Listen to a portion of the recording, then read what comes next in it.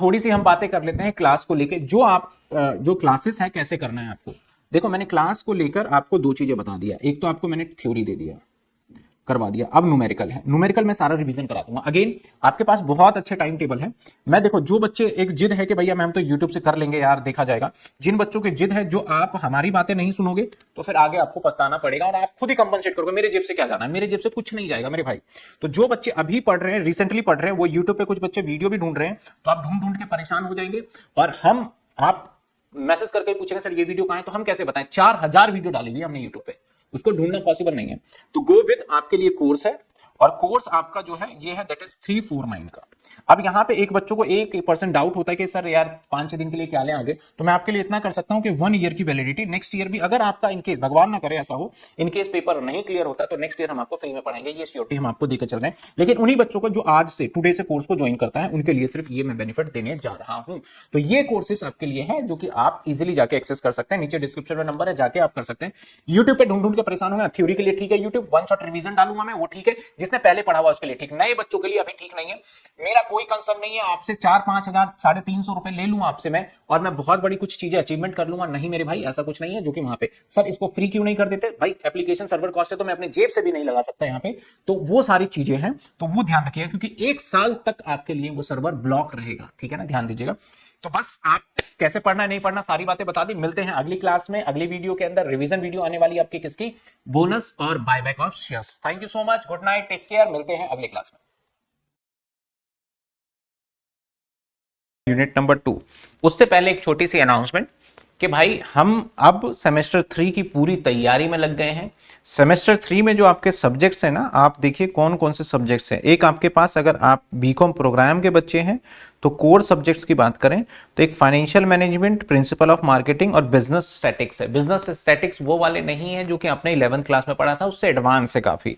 Financial management आप life में first time पढ़ने वाले हो, प्रिंसिपल ऑफ मार्केटिंग भी फर्स्ट टाइम पढ़ने वाले हो, तीनों कोर्सेस आ रहे हैं। ऑनर्स के अंदर देखा जाए तो फाइनेंशियल मैनेजमेंट है और प्रिंसिपल ऑफ मार्केटिंग, और यहां पे आ जाता है बिजनेस मैथ्स, तीनों के पास। कोई भी कोर्स अभी प्री बुकिंग ऑफर में चल रहा है जिसको आप 399 का 1 जुलाई लिख दिया, 1 जून से था, ये गलती हो गई, 1 जून से हम इसको लॉन्च कर रहे हैं और 1 जून से कंटिन्यू करने वाले हैं इसको। क्या क्या मिलेगा सर इसके अंदर, भाई वो मजा धमाल मचाने वाले ना इस बार, पूरा 10 ईयर। इसके अंदर आपको बुक भी खरीदने की आवश्यकता नहीं पड़ने देंगे, हम बुक के इस हिसाब से कराएंगे। और इस बार हम डेली प्रैक्टिस के लिए कुछ चार्ट भी बना रहे हैं जिसके अंदर आपको डेली प्रैक्टिस शीट मिलेगा, और हर चैप्टर के वो सेलेक्टेड क्वेश्चंस कराने वाले हैं जो कि एग्जाम में आएंगे। पूरा कॉन्सेप्ट डिटेल में पहले डेप्थ में बताया जाएगा विद हमारे खुद के एग्जाम्पल से। उसके बाद फिर हम जो एग्जाम के क्वेश्चन है सीधा ऐसे क्वेश्चंस कराएंगे कि जिसके अंदर 4 से 5 क्वेश्चंस में आपका पूरा का पूरा सिलेबस हो जाए। हम पूरी की पूरी किताब आपको, आरपी रस्तोगी किताब होती है इस बुक का, जो राइटर का नाम है आरपी रस्तोगी, पूरा का पूरा किताब भी उसके अंदर वीडियो डालने वाले हैं। जिस बच्चे को इन डिटेल पढ़ना है पूरी किताब पढ़ लेगा, पूरी किताब की वीडियोस मिल जाएंगी आपको, पूरे 10 ईयर की वीडियो रिकॉर्डिंग हो चुकी है, लाइव भी चलने वाली है, वो भी मिल जाएंगी आपको। साथ के साथ आपको जो एग्जाम से रिलेटेड गाइडेंस है वो सब, पूरा का पूरा ये लाइव क्लासेस रहने वाला है आपका। और कुछ मान लेते हैं कि जिस दिन अगर हम क्लास नहीं ले पाए तो उस दिन हम उसको रिकॉर्डेड मोड में अपलोड करेंगे, बाकी सारा का सारा आपका लाइव रहने वाला है। और सर आपका कोर्स जो है ये हम अक्टूबर तक प्रॉमिस कर रहे हैं खत्म हो जाएगा, नवंबर और दिसंबर में आपके एग्जाम होगा, लेकिन हम 1 अक्टूबर तक खत्म करेंगे, जिसके बाद आपके पास पूरा अक्टूबर का मंथ, नवंबर और दिसंबर रहेगा अपनी प्रिपरेशन करने के लिए। ज्यादा जानकारी के लिए आपको डिस्क्रिप्शन में नंबर गिवन है, और आपके अगर एप्लीकेशन डाउनलोड करते हो तो आपके चैट में नंबर गिवन है, आप वहां पे जाके कम्युनिकेट कर सकते हो, कोर्स की डिटेल जानकारी ले सकते हो। 1 तारीख को आपका ये लॉन्च हो जाएगा और आप इजीली इस सभी कोर्स को ग्रैब कर सकते हो। 399 रुपए का भी दिया जा रहा है, उसके बाद ये फिर 500 रुपए का हमारा ये कोर्स हो जाएगा। तो होपफुली आपको ये समझ में आया होगा। तो आइए बढ़ते हैं हम अपने main agenda unit number 2। Sir unit number 2 किसके ऊपर है, final account, share capital, sorry final account, ratio, और आपका एक है कैश फ्लो स्टेटमेंट, और एक AS20 भी इसके अंदर कवर अप करना पड़ता है।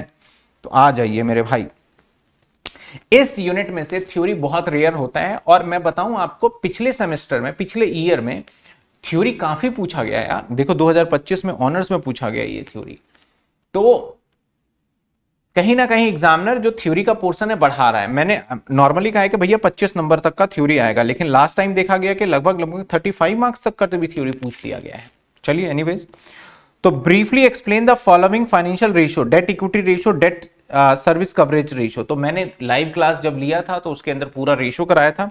तो डेट इक्विटी रेशियो क्या बताता है, इसके अंदर कैसे रेशियो, अब देखो मैंने यहाँ पे वही रेशियो लिखा है जो एग्जाम में आए थे, बाकी रेशियो कोई भी पूछ सकता है एग्जामिनर। तो लिखने का क्या तरीका है, रेशियो का थोड़ा सा आपको एक्सप्लेनेशन देना, जैसे दिया है कि debt equity ratio measure the relationship between long term debt and share holder fund. क्योंकि आपका लॉन्ग टर्म डेट और शेयर होल्डर फंड इस तरीके से हमारा रहता है, यहां पे लॉन्ग टर्म डेट नहीं, यहां थोड़ा सा एरर हो गया, ये टोटल डेट होता है, यहां टोटल डेट होगा, ठीक है मैं कर देता हूं उसको, यहाँ पे टोटल, क्योंकि हमें टोटल लेना पड़ता है बीकॉम के अंदर, total debts, long term debt की जगह पे टोटल डेट, ठीक है, ये टोटल डेट लेना पड़ता है, तो इसके बीच का रिलेशन बताता है। उसके बाद फॉर्मूले को एक्सप्लेन कर देंगे, फिर कुछ इसके इंपॉर्टेंस जैसे show the financial leverage of the company, ये लॉन्ग टर्म हाई रिस्क है या नहीं है ये बता देते हैं, और उसके बाद एक एग्जांपल लेके अपनी मर्जी से आप करा सकते हैं, जिसमें कोई दिक्कत वाली बात नहीं है। तो ये आपको समझ में आ गया होगा कि क्या है टोटल। डेप्ट सर्विस कवरेज रेशियो, तो बड़े सारे रेशियो थे, उसमें से एक रेशियो मैंने करवाया था डेप्ट सर्विस रेशियो, जिसका होता है profit after tax interest and tax, interest plus में फाइनेंशियल, ये था इसका फॉर्मूला लिख के। तो यानी कोई भी रेशियो आता है तो उसकी अगर एक्सप्लेनेशन देना है तो थोड़ा बहुत रेशियो फॉर्मूले के हिसाब से रेशियो, जैसे करंट रेशियो आपका जो रिलेशन बताता है between the current assets and current liability, current ratio का फॉर्मूला लिखो, एक दो अपने हिसाब से एग्जांपल बना के क्वेश्चन करके दे दो, हो जाएगी। आइए सर, एक आ गया word interim dividend and final dividend, क्या होता है इसको समझ लेते हैं। What is the interim dividend and final dividend, ये भी कब आया सर क्वेश्चन, अगर आप देखो तो ये 2025 प्रोग्राम में आया हुआ है। तो इंटरिम डिविडेंड और फाइनल डिविडेंड क्या होता है, जैसे मान लो ये हमारा पूरा साल है, और पूरे साल की बात करूं मैं तो जो साल स्टार्ट हुआ वो 1/4/2026, और साल जो एंड होगा 31/3/2027 को एंड हो जाएगा। इस डेट के बाद हमारा बैलेंस शीट बनेगा और पी एंड एल बनेगा, प्रॉफिट एंड लॉस बनेगा। इसके बीच में हम balance sheet P and L नहीं बनाएंगे, हालांकि कुछ क्वार्टरली और हाफ ईयरली बनते हैं, लेकिन हम अभी मान के चलेंगे नहीं बनाएंगे। अब कंपनी को जैसे ही इस डेट पे आया, इस डेट पे आने के बाद पता चला कि कंपनी को एक बहुत बड़ा कॉन्ट्रैक्ट मिल गया, बहुत बड़ा एक कॉन्ट्रैक्ट मिल गया, जिससे कंपनी को एक्सपेक्टेड हो गया कि वो पूरे प्रॉफिट में जाने वाली है, बहुत जबरदस्त। और ये पूरे मान लेते हैं कि कंस्ट्रक्शन कंपनी मेट्रो बनाना है, इसको पूरे मान लेते हैं इंडिया में मेट्रो का कॉन्ट्रैक्ट इसी को मिल गया, गवर्नमेंट इसके ऊपर मेहरबान है, इस हिसाब से मिल गया। तो इसको इतना फायदा हो रहा है, तो ये कंपनी पता ही क्या करेगी, साल खत्म भी नहीं हुआ, बीच में ही इसने बोला कि साल खत्म नहीं हुआ, कभी भी बीच में उसने बोला कि मैं अब डिविडेंड दूंगा, हम बहुत प्रॉफिट कमाने वाले हैं, तो मैं शेयर होल्डर को पहले ही बता दो मैं डिविडेंड दूंगा। कंपनी से रहा नहीं जा रहा, खुशी के मारे अंदर खुशी बर्दाश्त नहीं हो रही, बोल रही मैं डिविडेंड दूं। तो जो बीच में डिविडेंड दिया गया इसी को बोलते हैं इंटरिम डिविडेंड, इसको क्या बोलते हैं, इंटरिम डिविडेंड, मतलब साल के बीच में दिया गया। इसके बाद बैलेंस शीट बनने के बाद हमारा जब एजीएम होता है, एजीएम के बाद एक और हम डिविडेंड देते हैं लास्ट में, तो उसे बोला जाता है फाइनल डिविडेंड। यानी after the balance sheet preparation जो डिविडेंड डिक्लेयर किया जा रहा है that is a final dividend, before the balance sheet preparation interim dividend, ये फर्क रहता है। आइए सर अब समझ में आ जाएगा। Sir when declare, before the financial annual account prepare करने से पहले, declare after the financial account बनाने के बाद। By whom declare, board of director करता है, एनुअल जनरल मीटिंग में होता है। लीगल स्टेटस, नो डेट्स, आपका यहाँ पे कोई dates until approve by the shareholder, जब तक शेयर होल्डर अप्रूव नहीं करता। बिकम अ डेट्स, यहाँ पे कोई डेट्स नहीं होता, मतलब कि जब डिविडेंड इंटरिम डिविडेंड दिया है और कंपनी बोलती है अब मैं नहीं दे रहा थोड़े दिन में, तो कंपनी के ऊपर ये लाइबिलिटी यानी डेट्स नहीं बनेगा, कर्जा नहीं बनेगा। लेकिन फाइनल डिविडेंड डिक्लेयर करने के बाद कंपनी कैन नॉट रिवोक, तो उसके ऊपर डेट बन जाता है। Adjust in the financial dividend के साथ होता है, इसका कोई एडजस्टमेंट नहीं होता। तो ये है इंपॉर्टेंट क्वेश्चन, 100% आने के चांसेस और आया हुआ भी है, तो ध्यान रखिएगा। ये क्वेश्चंस कितने नंबर का क्वेश्चन आएगा सर, ये सारे के सारे जितने भी क्वेश्चंस हैं ये आपके आ सकते हैं, छोटे नंबर भी हो सकते हैं, बड़े, यानी मैं मान के चलता हूं 6 नंबर से आपका 6 नंबर से लेके 9 नंबर के बीच के क्वेश्चंस रहेंगे ये। अगला आ जाइए सर, एक और सवाल आपके सामने है। Yield method of valuation of equity share, बाकी ये तो वैसे तो थर्ड यूनिट का है, ये गलती से यहाँ पे आ गया, तो इसको थर्ड यूनिट करेंगे तभी कराएंगे, अभी नहीं करेंगे। डेफिनेशन आपकी 2025 ऑनर्स में आया, डेफिनेशन एंड आपका components cash flow from financing activity with example. भैया cash flow from financing activity क्या होता है? कहता है financing activity that result the change in size of composition owner capital और बोरोइंग। दो ही चीज पे डिपेंड करता है कि ऑनर का कैपिटल और बोरोइंग के ऊपर डिपेंड करता है कि यहां पे चेंजेस होगा तो वहां पे फाइनेंशियल एक्टिविटी इन्वॉल्व हो जाएगा। बाकी मैंने YouTube पे भी क्लासेस डाली हुई है कैश फ्लो स्टेटमेंट की, पहली क्लास देखना, मजा आ जाएगा और ये चीजें आपको क्वेश्चन मार्क ही नहीं रहेगा कि फाइनेंसिंग में क्या जाएगा, इन्वेस्टिंग में क्या जाएगा और ऑपरेटिंग में। पहली क्लास में ही बच्चा एकदम क्लियर होता है कि कब जाएगा। Example, issue of equity share, issue of debenture, redemption of payment of, इसके साथ इंटरेस्ट पेमेंट, सिक्योरिटी प्रीमियम, ये सब इसी से ही रिलेटेड माना जाएगा। Other financial raise are term loans repayment, तो ये बता दिया यहाँ पे कब कब होगा। तो बड़ा सिंपल सा क्वेश्चन था, लेकिन पढ़ने में और समझने में थोड़ा टिपिकल लग रहा था। तो यानी फाइनेंशियल एक्टिविटी के अंदर जो जो चीजें आती हैं वो लिख देना है आपको। आइए सर अगला क्वेश्चन, ये भी 2025 प्रोग्राम में आया है कि इनकम स्टेटमेंट और कैश फ्लो स्टेटमेंट में क्या डिफरेंस है। भैया कैश फ्लो स्टेटमेंट हमारे कैश इनफ्लो और आउटफ्लो को बताता है, इनकम स्टेटमेंट हमारे प्रॉफिट एंड लॉस को बताता है।